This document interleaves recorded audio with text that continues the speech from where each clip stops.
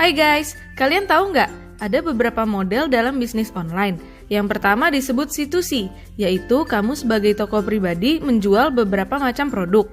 Kalau kamu menjual sendiri melalui website kamu, maka peluang kamu untuk didatangi konsumen sangat tergantung dari seberapa hitsnya kamu.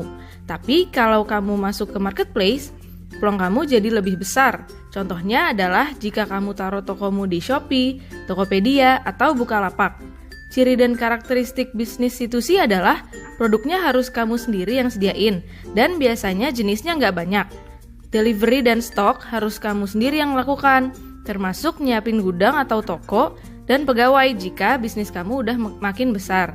Modal, cash flow, dan risiko secara otomatis ikut jadi besar juga. Keterbatasan modal ini akan membatasi omset, apalagi karena kamu tidak punya kendali aktif untuk memperbesar bisnis. Repeat order tidak bisa dipastikan karena jenis produk dan adanya dinamika persaingan.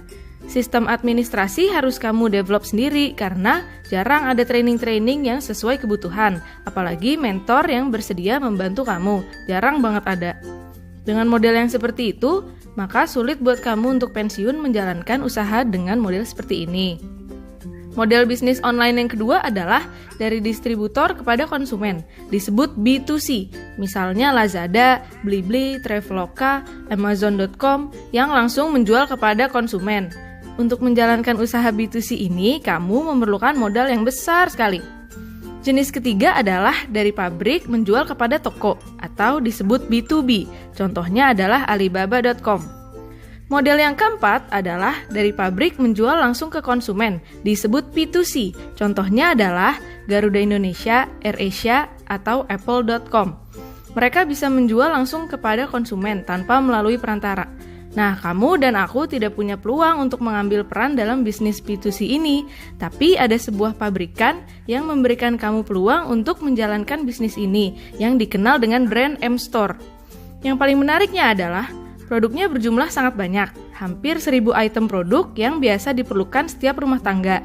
Nah, kamu nggak perlu ngurusin delivery-nya, stoknya, gudang, atau toko. Bahkan pegawainya pun adalah pegawai pabrik.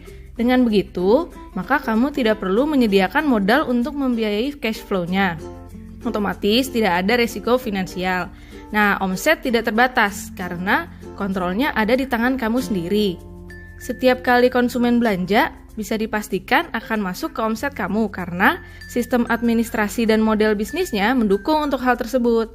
Kamu akan disupport dengan training-training yang efektif, dengan pendampingan oleh mentor yang berpengalaman. Begitu bisnis kamu stabil, maka kamu bisa menikmati pensiun selagi masih muda. Nah, gimana guys menurut kalian?